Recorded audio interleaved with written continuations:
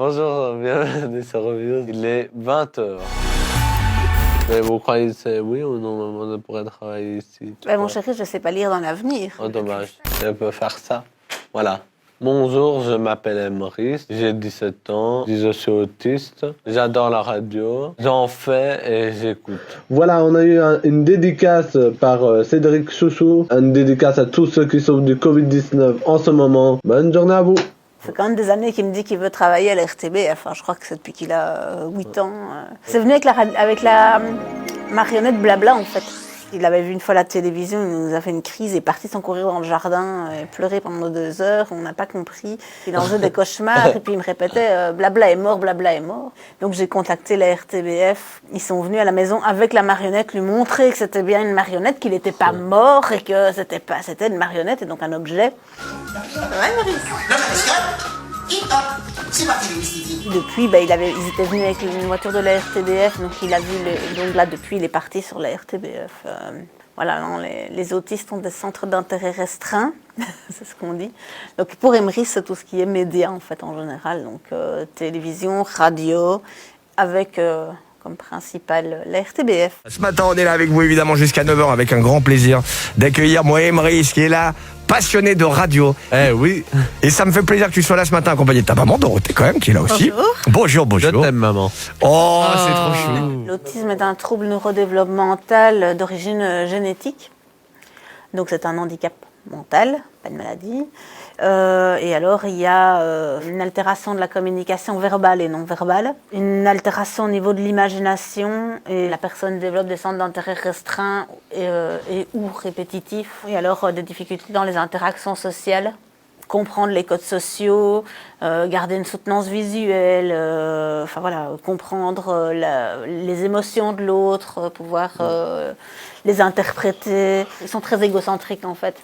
Donc arriver à se mettre à la place de l'autre est très compliqué. Avec Emery, j'étais un peu dans le déni, je pense, au départ. Il y avait des signes, les signes précoces de l'autisme chez lui qui étaient là quand il était tout petit. Je voyais, oui, il développe pas le langage. Je voyais bien qu'à la crèche où il allait, les autres petits évoluaient, que lui, il n'évoluait pas comme ça. Mais quand je m'inquiétais, on me disait, oui, mais c'est un garçon, il prend plus de temps, les filles vont plus vite.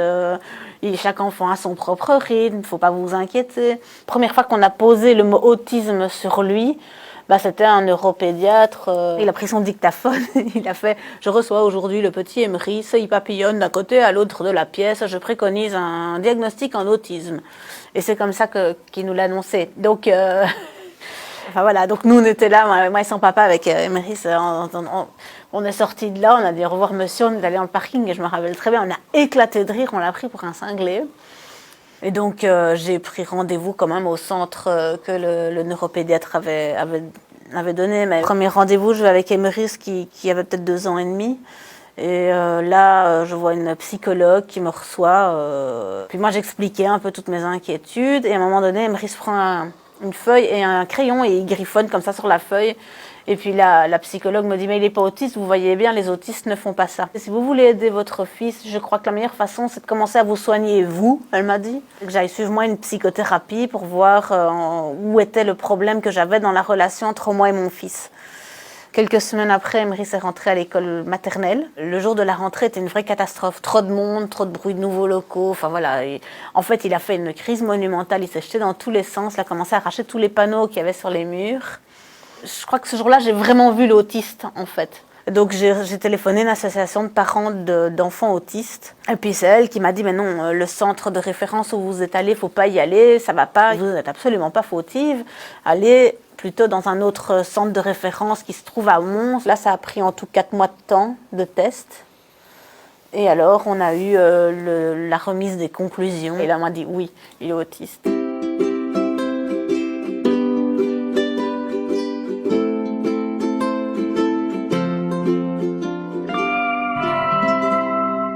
M'arrêter de travailler pour prendre en charge Emery, pour pouvoir être présente et pouvoir l'accompagner et le faire évoluer. Et donc je me suis formée, mais chaque formation que j'ai faite, chaque conférence, chaque colloque où je suis allée sur l'autisme, je gardais toujours dans ma tête que finalement, je le faisais pour Emery, mais que ça me servirait au niveau professionnel plus tard. Enfin, voilà, moi je dis toujours qu'Emery m'a ouvert la voie à ma propre vie, en fait, finalement. Parce que grâce à lui, je travaille avec des personnes autistes, adultes. Je trouve que c'est passionnant. J'aurais peut-être pas découvert ça sans lui. Il m'apporte autant que je lui apporte, je pense. Donc on est un bon duo, je pense. Je t'aimais, je t'aime et je t'aimerai. Je t'aime. Moi aussi, mon chéri. Pour l'école, Emrys doit aller dans un enseignement spécialisé. Il y a différentes classes. Il y a des classes teach où il n'y a que des autistes. Et il y a des classes qui ne sont pas teach, où il y a des autistes mélangés avec d'autres types de handicaps ou de difficultés. Ouais, c'est ça. Je suis dans une classe, mais ça se passe pas bien cette année, un peu. Avant, il était en classe teach, Ouais. mais il avait des trop bonnes capacités par rapport au reste de la classe. Donc on a dit qu'on allait essayer d'autres classes, mais J'ai un peu du mal à suivre. voilà, changer de professeur toutes les heures, c'est difficile pour Emrys. Donc c'est vrai que c'est beaucoup plus compliqué maintenant.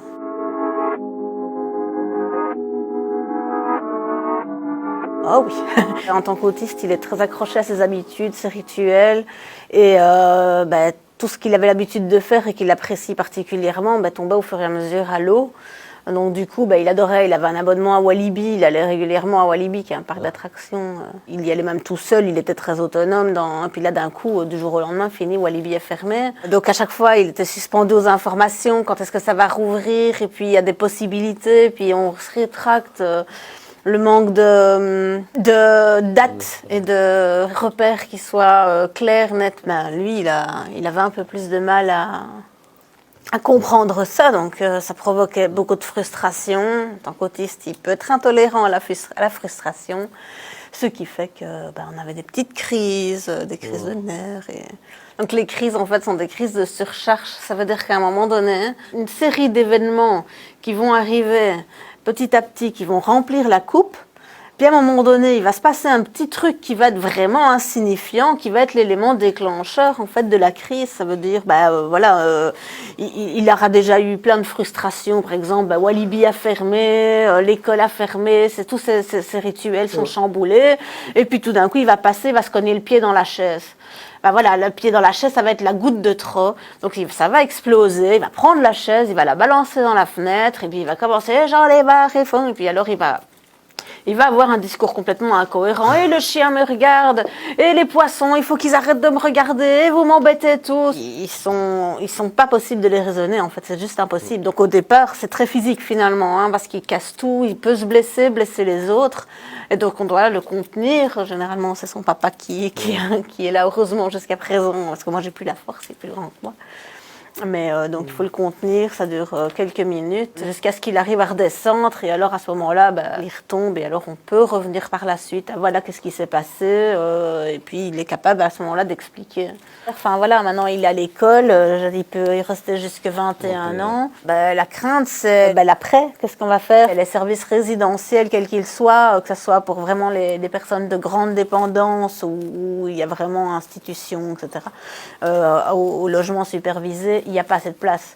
Il n'y en a pas assez, c'est simple. Donc on ne sait pas si à 21 ans, il aura une place, qu'est-ce qu'il va faire? Je ne sais pas. Ce que je voudrais, c'est qu'il ait un travail à la RTBF, Ouais.